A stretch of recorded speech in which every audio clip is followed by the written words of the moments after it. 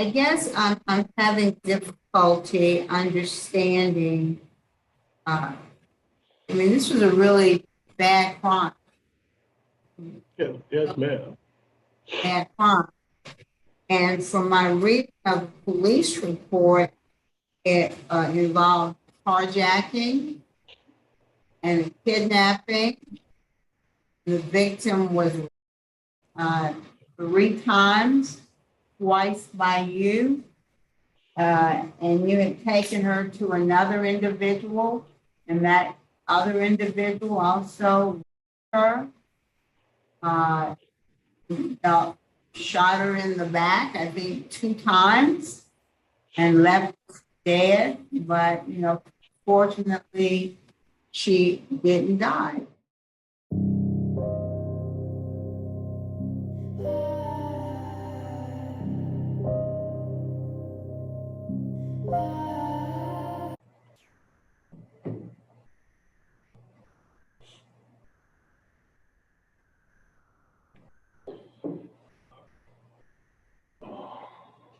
I think y'all are muted still.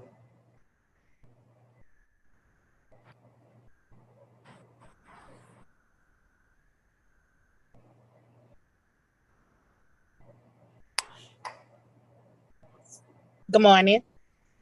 Good morning.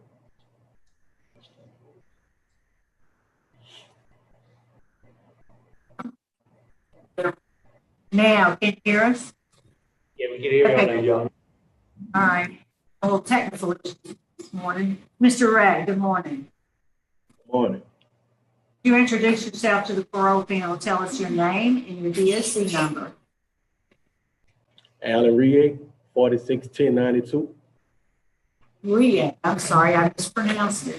Mr. Rie, my name is Cheryl Renata. Seated to my left is Ms. Bonnie Jackson. To my right is Ms. Pearl Wise. I'm going to read some identifying information to the record as you to confirm it.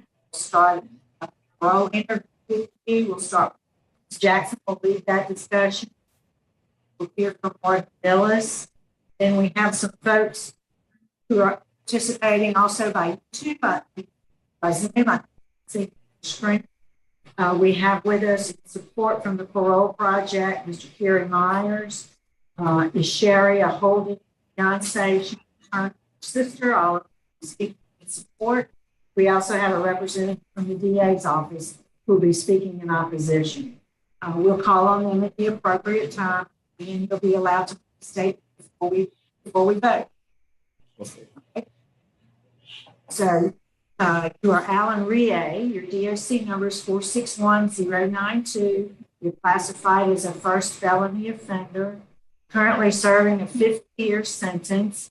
You have a sentencing date in Jefferson, November 7, 2002, attempted second-degree murder, a 50-year sentence.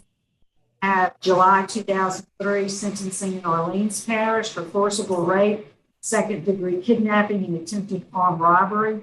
You received a total of 49.5 years on those sentences. Parole eligibility date is October 14, 2022. Good time date is October 13, 2047. Full term, May 28, 2049. Is all that information correct, Mr. Rie? Yes, ma'am. All right, we're jumping to Ms. Jackson's question. All right, good morning, Mr. Rie. My name is Bonnie Jackson. Your case has been assigned to me. I've reviewed it. However, I'm having difficulty opening up, getting your file to open up. So I have to just proceed from the notes that I have. You're 42 years old. Is that 41, correct? ma'am. 41. When will you make 42? Today is my birthday. I'll make 42 this day next year. Oh, okay. So to make 40. Okay. Well, happy birthday to you, Mr. Rie. Thank you. All right. How long have you actually been incarcerated in this case? Since August 9th, 1997. How many years? 24 years and 8 months.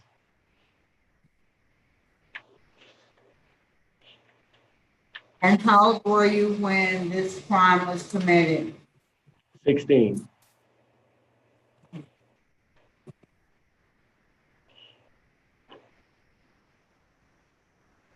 Tell us a little bit about yourself. I mean, 16 is pretty young to find yourself involved in this kind of crime. So, what was going on with you when you were 16 years old that caused you to commit this kind of crime? Hanging with the wrong people, not having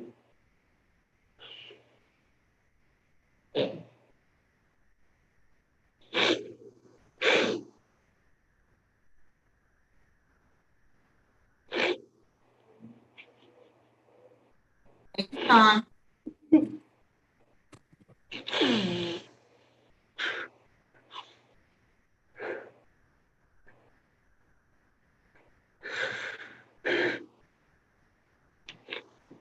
I'm sorry.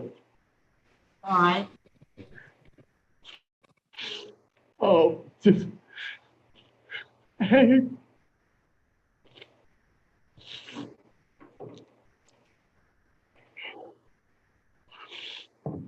Hanging with the wrong people, not having the direction that I needed, and not really having somebody that I can,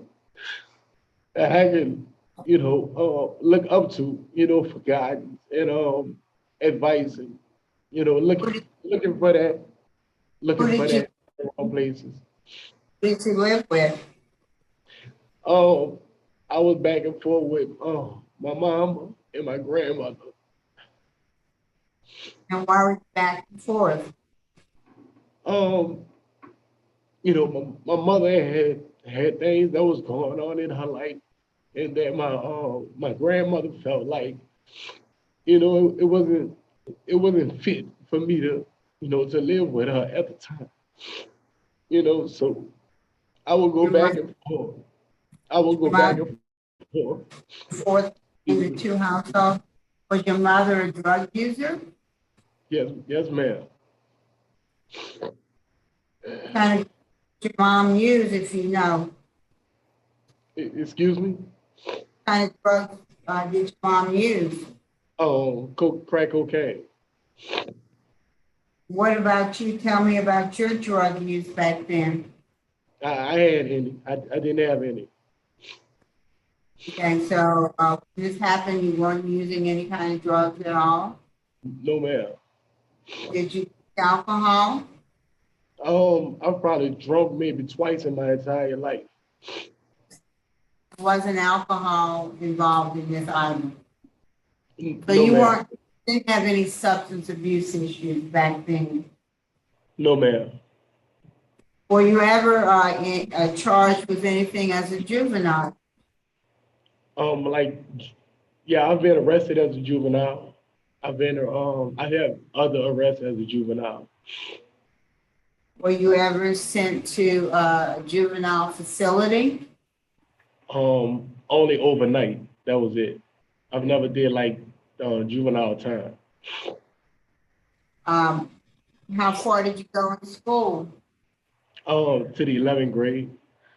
And what happened? Is that when you got arrested, when you were in the 11th grade? Yes, ma'am. I guess I'm having difficulty understanding. I mean, this was a really bad crime. Yes, ma'am. Bad crime. And from my reading of the police report, it involved carjacking and kidnapping. The victim was raped 3 times, twice by you, and you had taken her to another individual, and that other individual also raped her, shot her in the back, I think 2 times, and left her dead. But, fortunately, she didn't die. And I don't understand what would have precipitated. And when you encountered her, you were by yourself. There was nobody else but you and the gun. Talked about being with the wrong crowd, but on this instance, when you contacted this victim, it was just you. So can you help us understand how it is that a 16-year-old teenager could commit such a violent, terrible crime?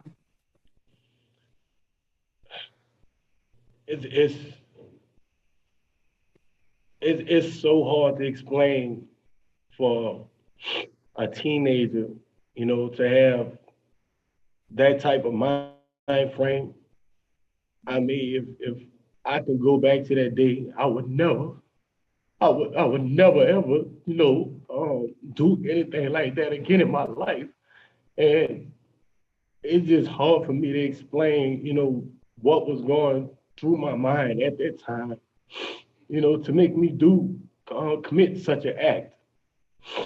And it's unexcusable in every, in every form. Well, let's go back and see what kind of mind frame he had at 16 years old. And Bonnie is correct.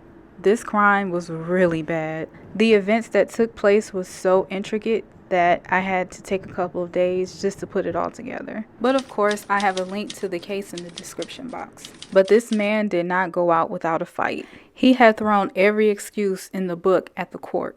This includes ineffective counsel, excessive sentencing.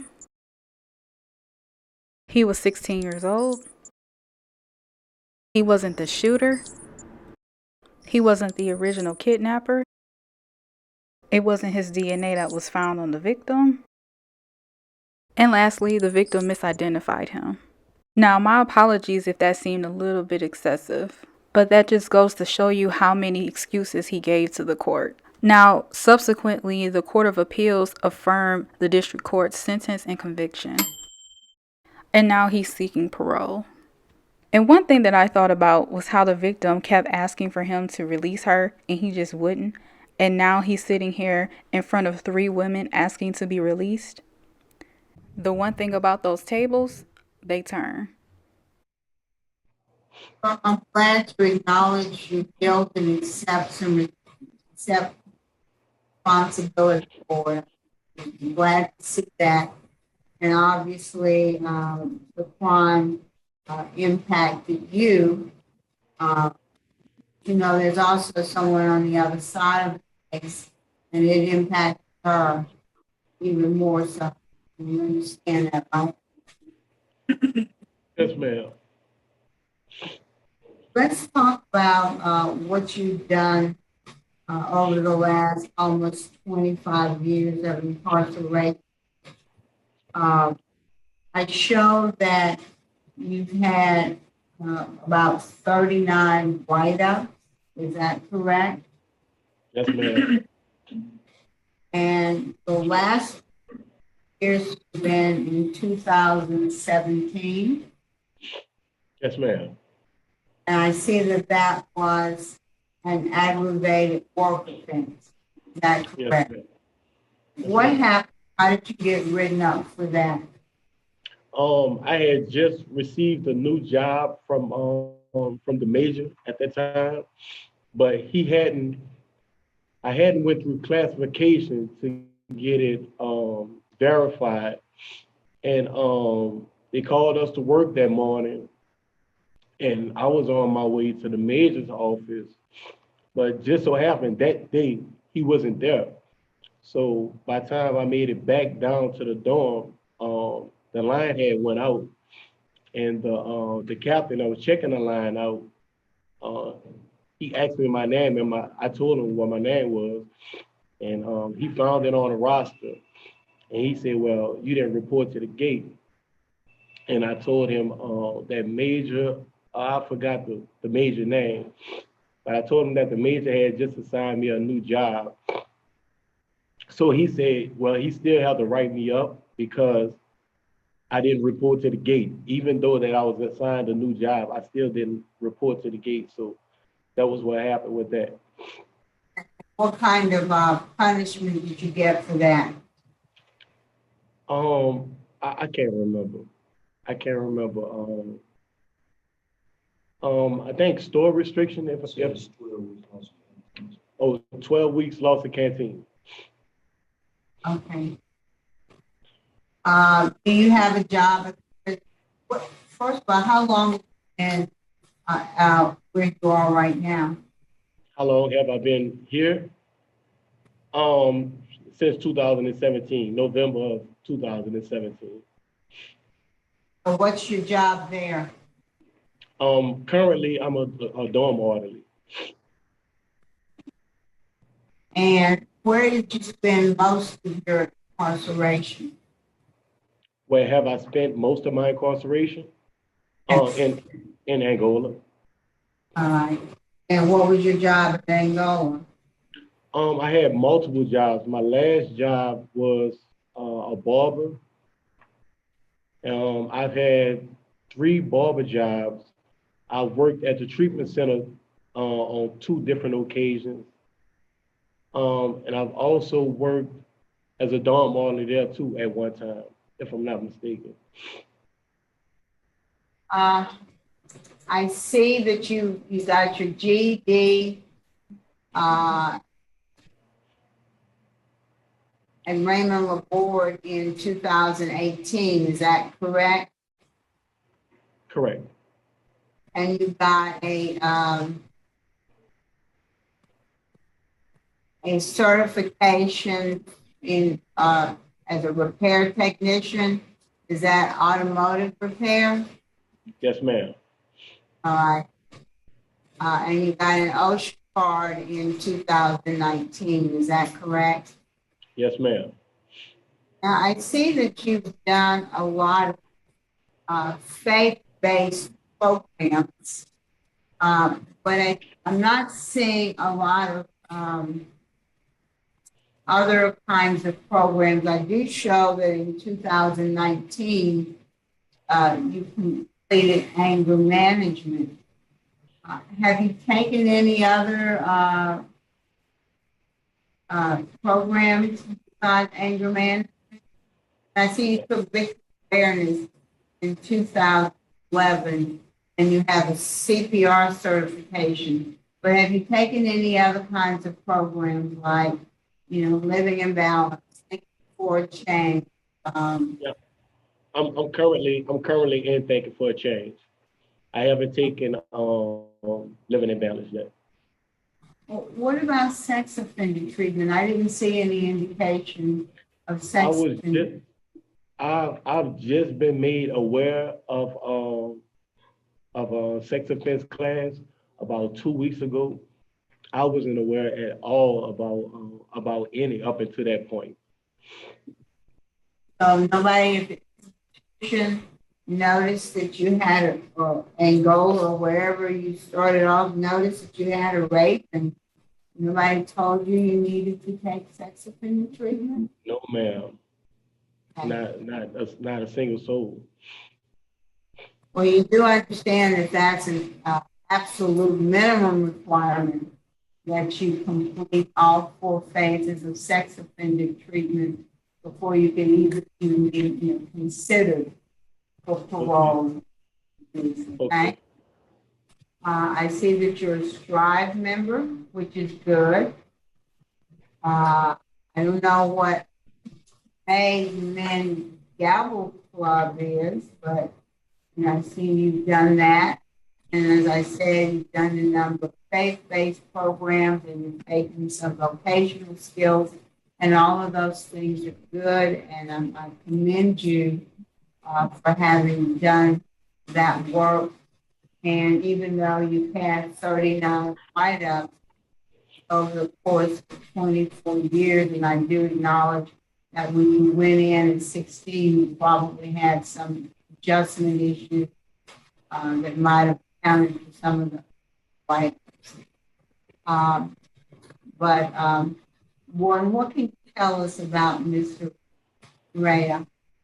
Well, since he's been here, like you're saying, he hasn't really had any conduct at all. He's been a pretty good offender. He's taken some programs. We talked yesterday in regards to the sex offender treatment, that he does need to get into that. He is on the backlog. He's been on the backlog for a little bit.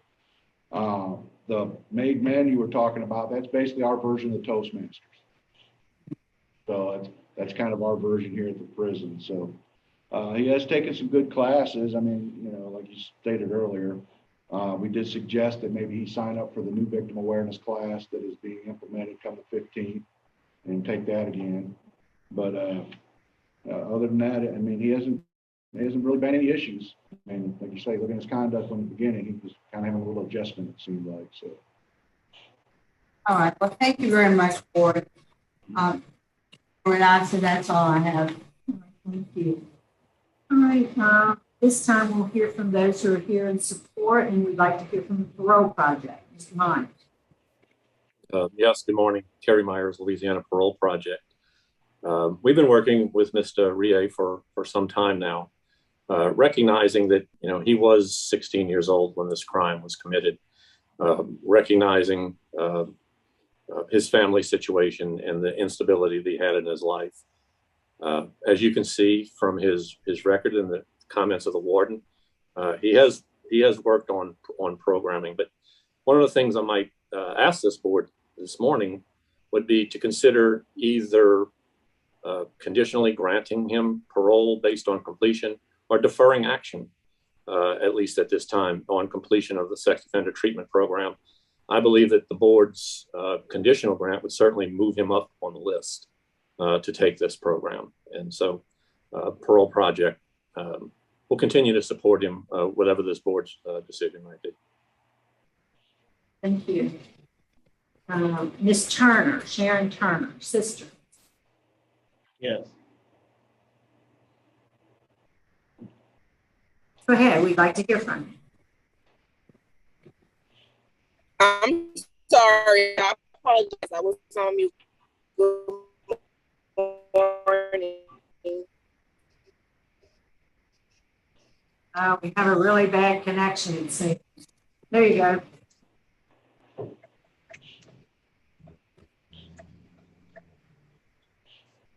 You're still there with us, Ms. Turner? He said the host has ended. I'm trying to start the video with you guys, but it said I cannot start the video because the host has disabled it. Okay, so if we can hear you, I think better without it. So if you want to go ahead and tell us what you want us to know.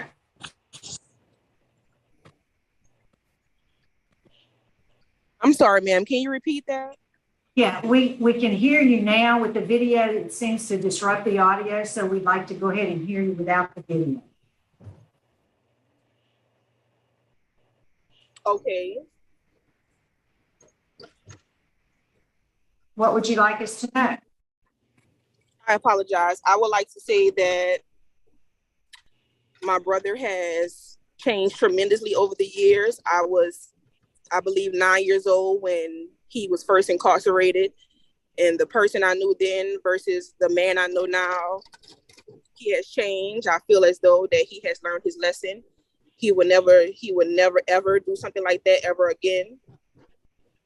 And I feel as though he's done an entire 360 on his life, for as making himself a better person, a better man, and a better human. I feel like everybody deserves a second chance. He was 16 years old at the time of the crime. He's now 41.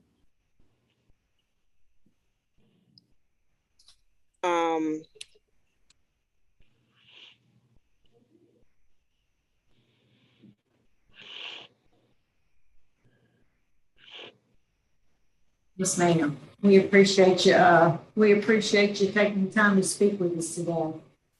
Can we hear from Ms. Holden? Yes, ma'am. Good morning. I've been in Atlanta life for Mr. Rie life for 22 years, and from the guy that I met then to the man that I know now, He has grown a whole lot. He's very mature, very intelligent. I mean, you wouldn't even, the person that's sitting before you, you wouldn't even think that he would have committed such a crime due to his behavior and the way that he acts now is the man that he is. You know, and I do feel to believe that he deserved a second chance. That was something that he did when he was young with no guidance. And now, you know, he's learned his lesson from what he has done. And to know that person for 22 years, I'm standing behind him for sure, knowing that he'll never commit that crime again. Thank you very much for your comments. We'll hear from the DA's office, Mr. Meyer. Good morning, Randy Meyer, Assistant DA in Jefferson Parish. Was strongly opposed to Mr. Ray's application at this time. He pled guilty to some very heinous crimes, had to take a very significant toll on his victim. He pled guilty and agreed to a 50-year sentence without benefit of parole. Let's look at what he's been doing since incarcerated. He hadn't slowed up on his disciplinary reports. In fact, they seem to have gotten a little worse up until 2017. In 2017, he had 4 aggravated work offenses. He had an aggravated disobedience, and he had an aggravated sex offense. He hadn't taken any sex offender treatment, which I think both having the sex offender treatment as well as having sex offenses as disciplinary reports clearly show that he's not ready to be released. When you look back at his disciplinary report, you know, typically a lot of times you'll see a lot of reports when they first go to prison, and then they slow down after a while and they don't get as many reports, and you can see that they're learning what they have to do and getting better at following the rules. Well, he hasn't done that.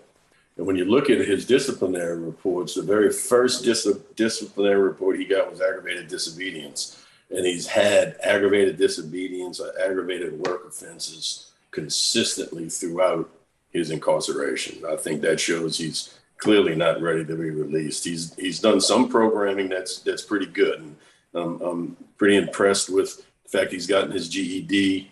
He's gotten other certificates, collision repair, and a few other things, and I think that's going to help him in the long run. But I think at this time he's not ready, and I think he needs to show no disciplinary reports and complete the sex offender treatment before he's considered for parole. And I would note in the pre-parole investigation, it shows there's strong victim opposition as well.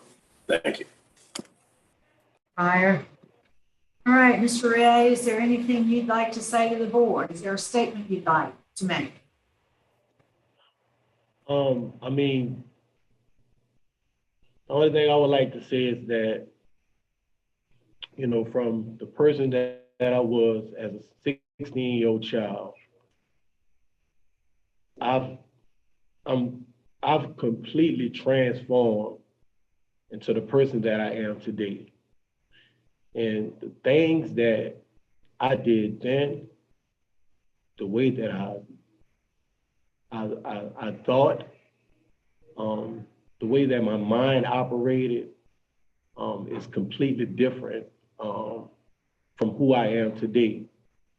And I can't imagine myself doing something as terrible as that day ever again in my life. I wouldn't ever. I wouldn't even think about doing something like that again. And I mean, that's basically it. All right. So, we'll start with Ms. Jackson. All right. Mr. Rie, you have come a long way.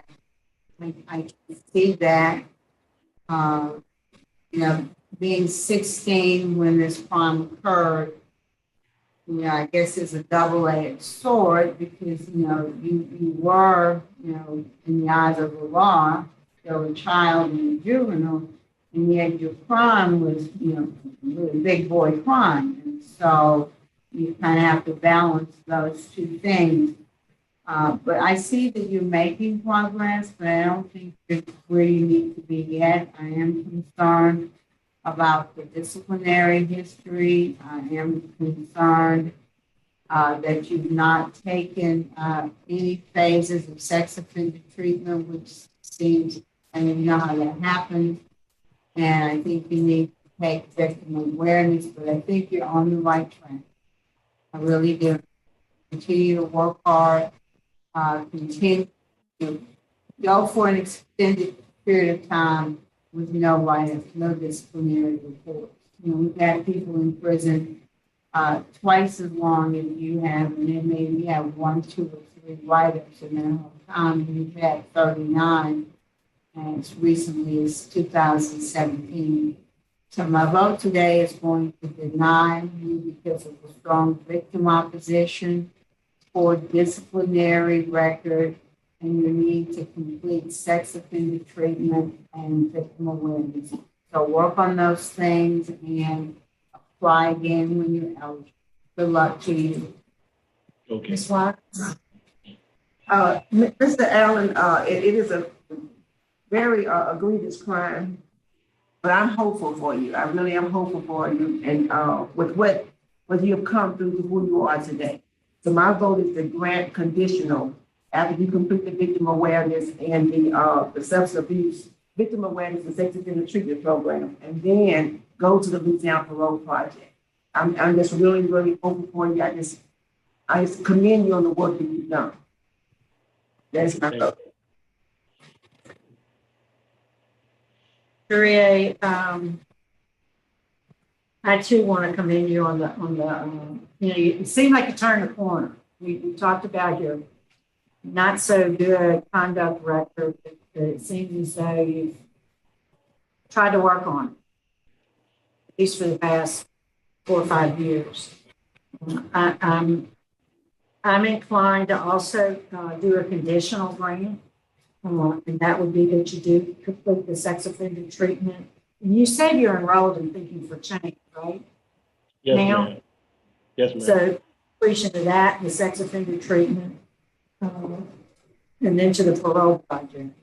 So you've gotten 2 favorable votes and 1 not favorable. I think because of the crime, because of the nature of the sex offense, it requires a unanimous vote. So, so the result of today is that your parole should have some encouragement. Take the program. Warden Millis will help you with that, I'm sure, to get you enrolled in that. Do them, sit on the front row, pay attention, reapply when you're eligible to do so, stay right up free, and I think next time you might have a different outcome. Okay, thank you. Don't lose hope. Good luck to you. Okay, thank you.